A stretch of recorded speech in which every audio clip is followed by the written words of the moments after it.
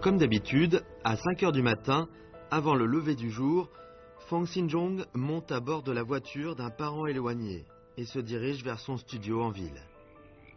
Il traverse à l'aurore les rues tranquilles et les champs, sous le coassement des grenouilles. Ainsi commence une nouvelle journée pour lui.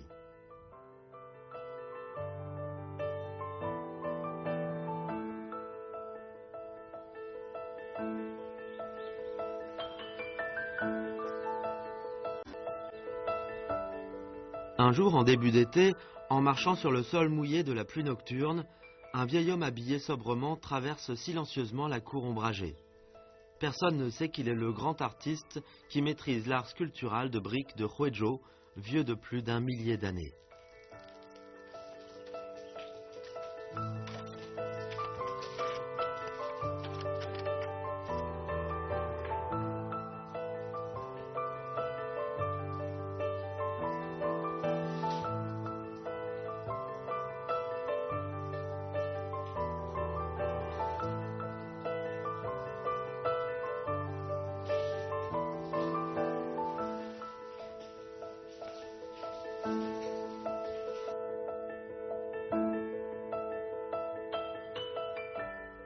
Au cours des dizaines d'années, les œuvres de briques sculptées que Fang Xinzhong a restaurées et réalisées sont nombreuses.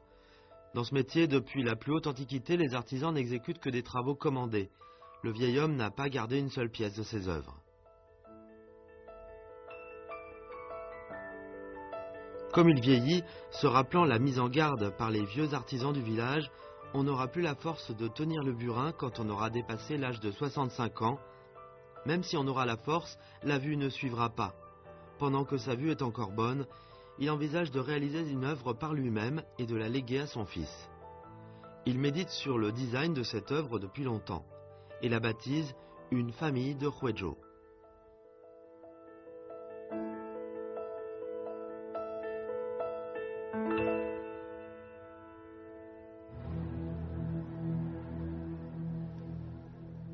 La sculpture sur briques signifie, comme son nom l'indique, la réalisation de dessins sur briques vertes par sculpture. Elle remonte aux tuiles des Zhou de l'Est et briques à portrait des Han d'il y a plus de 2000 ans. Les briques vertes étaient décorées de dessins ou de motifs. Cet art sculptural fit son apparition pour la première fois dans des tombes antiques. Les anciens recouraient à ce savoir-faire pour agrémenter le sépulcre des défunts. Or, il fallut plus d'1 millier d'années pour que cette forme d'art pût sortir petit à petit des tombes et être utilisée massivement dans habitations, temples religieux ou familiaux, écoles et portiques.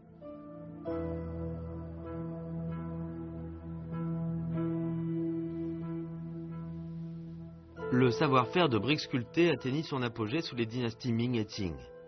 Les artisans sculptèrent sur une brique carrée de 30 cm de côté sur environ 3 cm d'épaisseur des scènes à 9 couches dans des cas extrêmes. Du premier plan au plan large, la scène plus complexe est la fabrique, ajourée de nombreuses couches qu'on peut voir à l'avant comme à l'arrière, donnant la sensation du virtuose.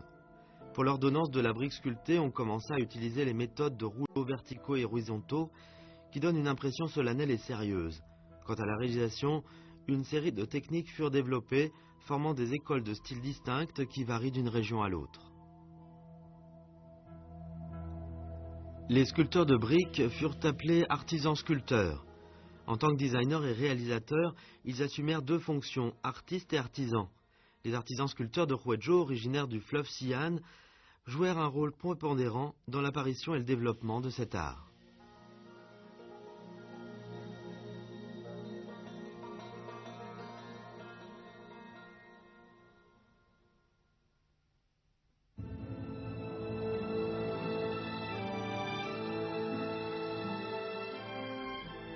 Huizhou est un concept géographique antique.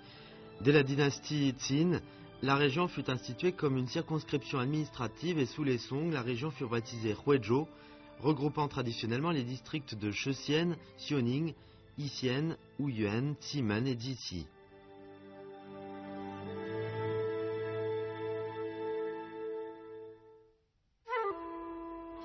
Sa localisation relativement enclavée du fait des montagnes environnantes permit à Huizhou de former progressivement sa culture originale dans la cartographie culturelle de la Chine antique. À partir de la dynastie Song, Houezhou conserva toujours cette image. Chaque fois qu'il y eut la guerre en plaine centrale, Houezhou devint une terre d'asile. Elle fut à la fois pays paradisiaque et foyer des talents. Sous les Ming et Qing, les marchands de Houezhou prospérèrent durant 2 à 3 siècles, notamment après le milieu de la dynastie Ming. Avec le monopole du commerce du sel, les marchands de Houezhou accumulèrent une fortune hors pair. À leur apogée, leur patrimoine représenta la moitié de l'actif de l'Empire. Devenus riches, des marchands retournèrent dans leur pays natal pour construire des demeures, temples familiaux, temples religieux, portiques, écoles, etc. pour exhiber leurs exploits.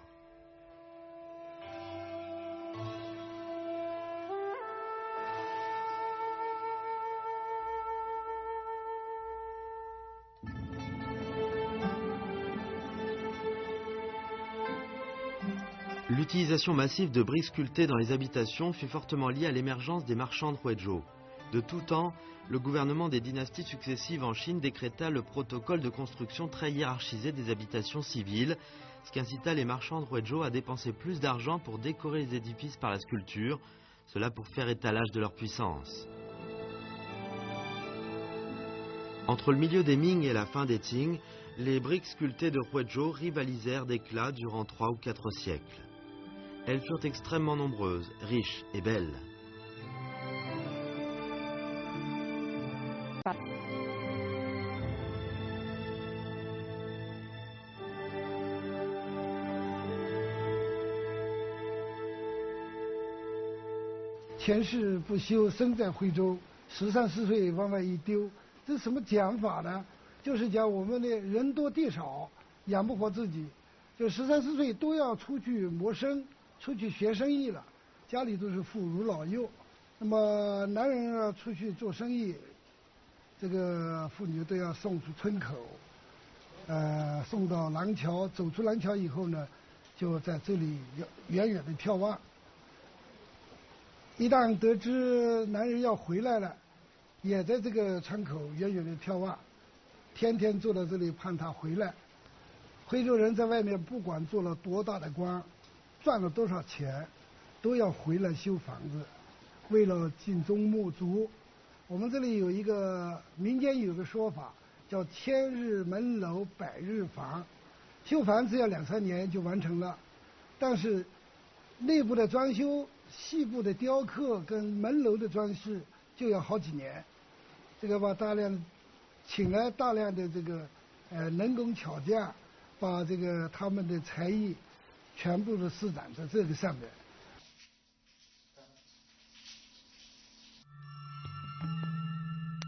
Les belles briques sculptées antiques que nous voyons furent réalisées au bout d'un processus complexe. Dans l'Antiquité, ce processus du choix des matières premières à la finition comprend une trentaine d'étapes dont la première consiste à esquisser. C'est-à-dire qu'on dessine d'abord le dessin sur le papier et on blanchit la brique avec de l'eau de chaux, puis on estampe le dessin sur la brique.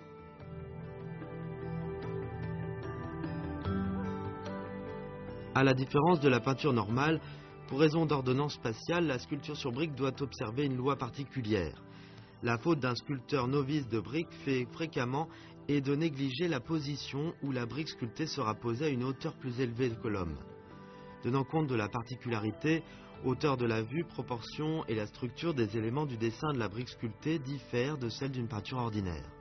Dans la pratique, les sculpteurs de briques de l'Antiquité cumulèrent une série d'expériences. Par exemple, pour la rampe, la proportion est généralement de 5 pour 1, alors que la tête de l'homme est configurée à 1/7 de la taille.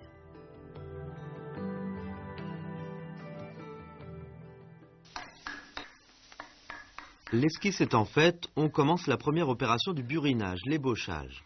C'est-à-dire qu'on taillade les grandes lignes du dessin sur la brique à l'aide du burin, on défonce les profondeurs des éléments et on délimite leur position et les plans de la scène. Après, en fonction des contours des différents éléments, on met en évidence les éléments du dessin.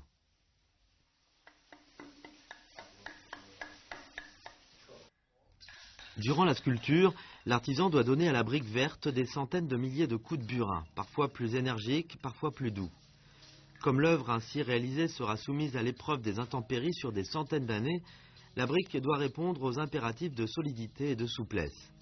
À la différence des briques d'argile commune, L'artiste est très exigeant pour la brique sculptée de Huizhou quant au choix du matériau et à sa réalisation. En général, cette sculpture utilise la brique verte cuite avec un savoir-faire spécial. Ce qui est le plus important dans ce savoir-faire, c'est le choix de la terre.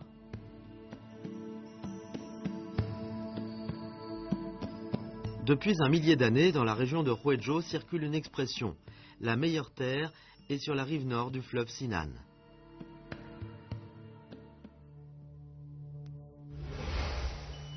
Prenant sa source à Xiuning, le Sinan est limpide tout au long de l'année sur une longueur de 300 km. Il zigzague entre les monts verdoyants et les villages antiques. Des deux rives, on voit partout une végétation exubérante. Le sol est d'une nature particulière. De surcroît, le courant attaque sans cesse la rive nord, ce qui génère une terre d'excellente qualité pour les artistes de Huizhou des générations successives.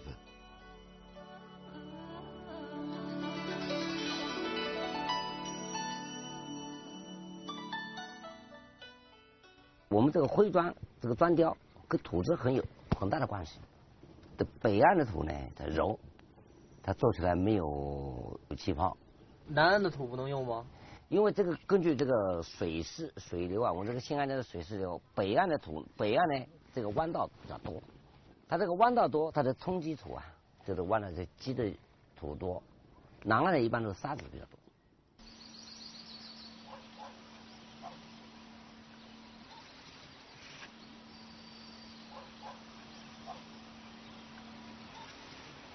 这个土一般分3层，这个中间这一层最佳，这上面这一层是粪土，这颜色很鲜明的，这一层是粪土。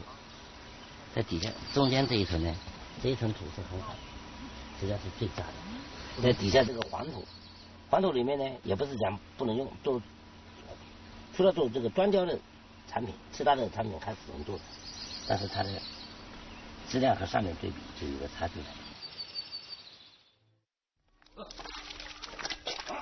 La terre prise à la rive nord du fleuve Sinan doit être soumise à la fermentation pendant plusieurs mois, puis lavée à l'eau à plusieurs reprises pour devenir la soi-disante boue crue. Puis on la laisse sécher un peu et on amène un buffle pour qu'il la piétine, la transformant en boue mûre. C'est comme si on pétrissait de la pâte pour faire du gluten. La boue est donc piétinée pendant longtemps pour devenir ce qu'on appelle boue de 1000 livres. Ainsi on peut passer au briquetage pour fabriquer des briques crues.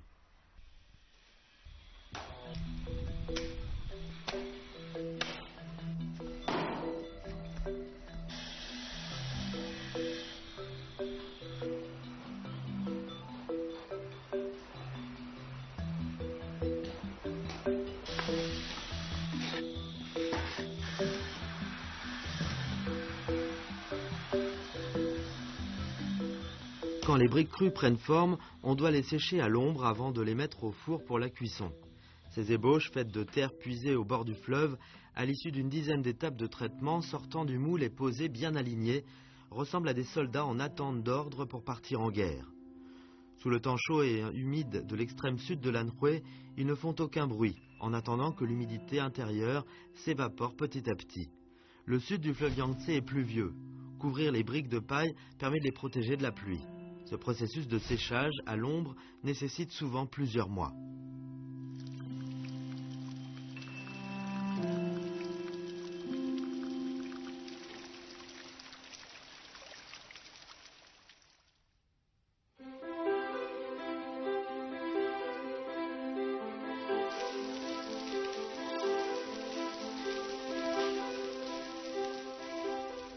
On voit ça et là dans la campagne de Huizhou des édifices antiques de toutes sortes. Le temple ancestral est le temple familial des habitants de Huizhou. Il est représentatif des constructions traditionnelles de l'école de Huizhou, dont les sculptures sur pierre et sur briques marient à merveille la virtuosité technologique aux coutumes locales. Elles donnent ainsi de l'inspiration inépuisable à Fan Xinzhong et ses confrères de Huizhou. Dans le temple familial des Wu, au village de la rive nord de Sinan, ces briques sculptées exquises semblent avoir traversé des siècles pour apparaître sous nos yeux. Certaines d'entre elles sont défectueuses, d'autres intactes. Mais elles sont silencieuses sous la douche de la pluie et du soleil, et notent qu'une façon quasi cruelle le parcours du temps.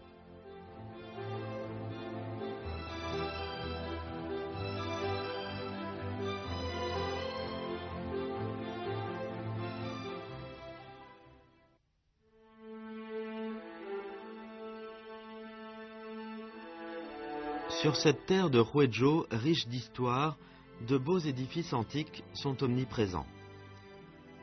Le temps passe. Ces chefs-d'œuvre muets ont rayonné de tout leur éclat, mais ils ont aussi vieilli avec le temps. Ils portent en eux, depuis un millier d'années, les sentiments et les rêves des gens de Huizhou. Ils transmettent la philosophie confucéenne que ces habitants de Huizhou observent de génération en génération. Cette terre est gorgée d'une culture riche et profonde. Elle nourrit l'inspiration culturelle et esthétique des sculpteurs et rappelle sans cesse à ces derniers où sont leurs racines et où sont nés leurs rêves.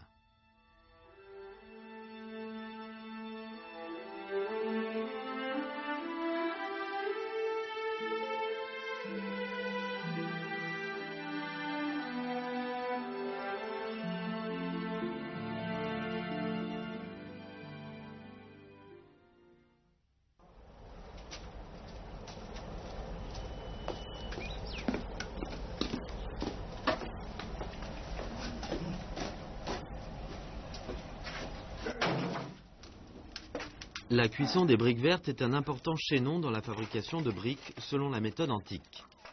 Cette opération est confiée à un maître averti qui contrôle le feu. La moindre erreur pourrait réduire à néant tous les efforts déployés auparavant.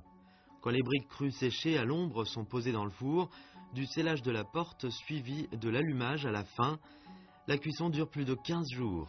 On distingue 4 temps distincts qui sont l'expulsion de l'humidité, le grand feu, le rôtissage et l'extinction de feu. La fumée en haut du four évolue de la fumée blanche à la fumée noire, à l'absence de fumée, puis à la fumée verte. S'appuyant sur ses connaissances empiriques, le maître responsable régule l'intensité du feu d'après la couleur de la fumée. Après l'extinction du feu, on doit doucher les briques avec de l'eau pendant 4 jours, puis les laisser refroidir pendant 2 jours. À la sortie des briques, on doit procéder à un tri pour écarter les briques caramélisées, fissurées ou déformées. Des briques cuites d'un four, on peut obtenir 80% de bonnes briques pour la sculpture. Sorties du four, les meilleures briques vertes sont celles qui ont la teinte indigo gris. Si la couleur indigo est trop foncée, cela signifie que la texture est trop dure, alors que la couleur grisâtre signifie une faible résistance de la brique.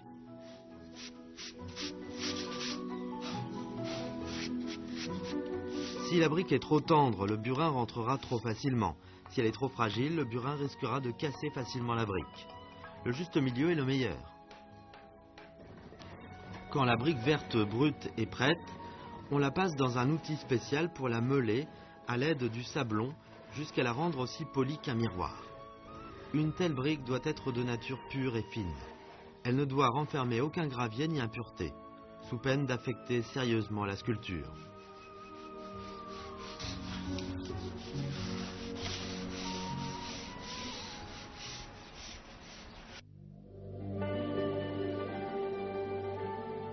Un sculpteur de briques doit maîtriser une dizaine d'outils et des dizaines de méthodes de travail.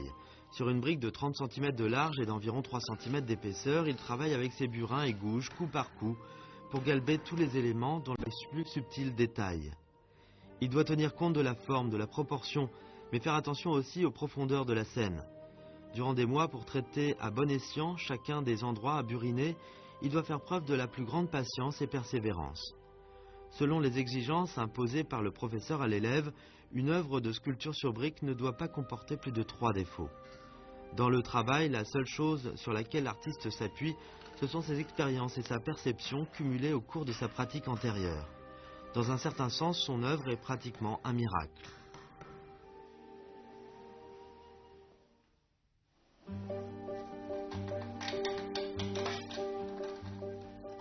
L'ébauchage étant accompli, on passe à l'étape suivante, dite peaufinage. C'est-à-dire qu'on galbe les éléments initialement esquissés lors de l'ébauche. Ainsi, les personnages, les pavillons et les arbres sont mis en évidence l'un après l'autre. Cette action est aussi la plus importante étape du processus. Elle est très exigeante en ce qui concerne l'usage des outils et le savoir-faire du façonnage. Pour travailler les différents éléments, il faut les aborder par différents angles, avec différentes intensités. Lors de l'ébauchage, on frappe. Lors de la découpe, on gratte. Pour bréter des motifs, on soulève. Ces façons de travailler sont souvent utilisées ensemble.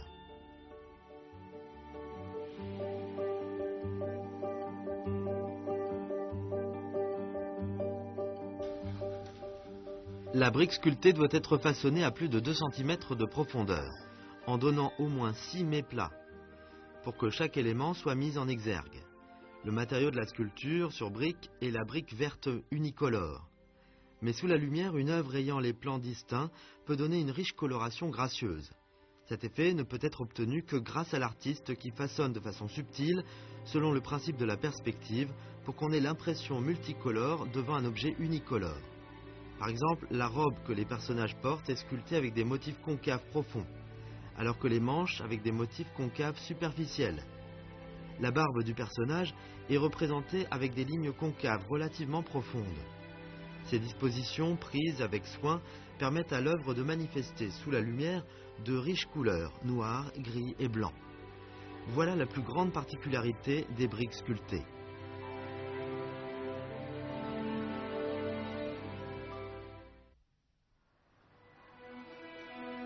En 1983, l'école Xingzhe a été fondée dans le district de Shesian, pays natal du maître Trao Xingzhe, au pied du mont Huangshan. Après avoir pris sa retraite de la société de restauration des édifices anciens, Fang Xinzhong vient donner le cours de sculpture sur brique. Les élèves sont tous des adolescents. La méthode d'enseignement que Fang aime le plus est d'emmener ses écoliers pour peindre d'après la nature. Il insiste sans cesse qu'ils doivent observer et retenir par cœur la forme de l'écorce, du houppier et des feuilles d'arbre, les ondes du cours d'eau, l'angle incliné de l'auvent et des tuiles. Il espère que ces éléments peuvent pénétrer dans le cœur des enfants à travers leurs yeux. Il sait que durant de longues périodes à l'avenir, ces choses seront traduites petit à petit par leurs pinceaux et leurs burins.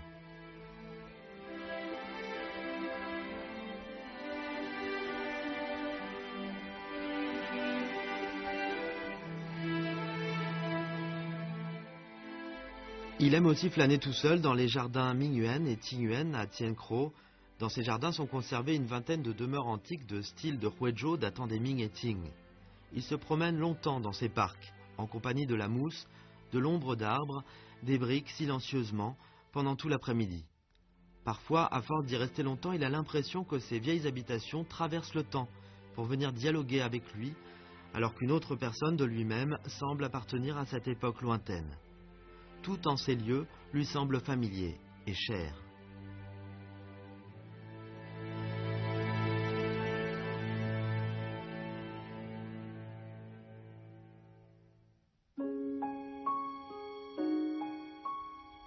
Au bout de plus de 3 mois, Fang Xinzhong a pu enfin achever l'œuvre Une famille de Huizhou. Sur des briques vertes épaisses, il a sculpté une famille ordinaire de Huizhou. L'histoire raconte que le mari, parti ailleurs pendant longtemps, revient à Huizhou, son pays natal. Sa femme et ses enfants sortent de chez eux pour l'accueillir.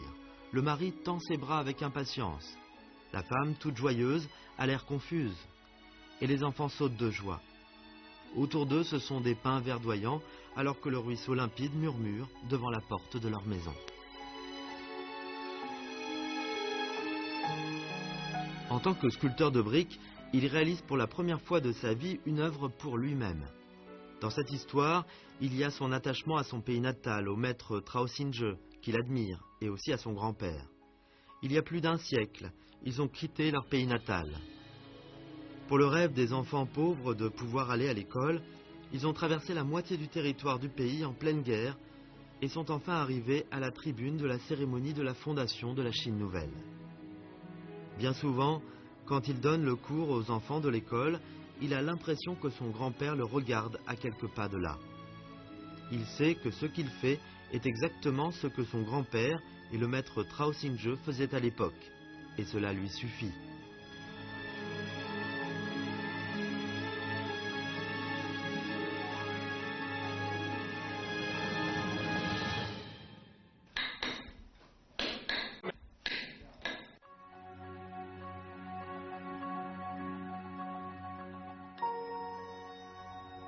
En tant que sculpteur de briques de Huizhou, né dans une autre région mais qui a passé la plupart du temps de sa vie à la campagne, M. Fang espère ainsi construire, en terre ancestrale, une maison à l'entrée imposante, décorée de belles sculptures sur briques, qu'il réalise en main propre.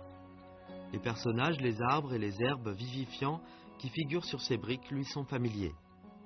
Sous la lumière, ces œuvres raffinées au plan distinct semblent pouvoir se ranimer à tout moment pour devenir une scène féerique de Huizhou.